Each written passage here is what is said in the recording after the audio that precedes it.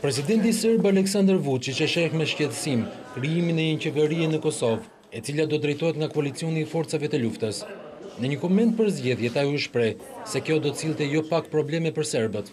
Postignu dobar rezultat, da li će to biti 8 I ashtu quajtur i koalicioni veteranëve ka fituar shumicën në zgjedhjet e Kosovës. Ky është grupimi që hapur ka kërcënuar serbët dhe kjo do të kryejë shumë probleme për ne.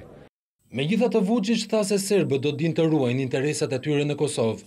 Da imaju tu vrstu kontrole. Mbetet për të parë se ç'koalicione duan të formojnë. Ky koalicion ka përballë bllokun unik politik të përfaqësuesve të serbëve, që do të mbrojë interesat e serbëve dhe të Serbisë. Shqiptarët dhe disa të tjerë nga jashtë kërkuan të kishin një lloj kontrolli të deputetëve serb në vendimarrje, por nuk ja arritën.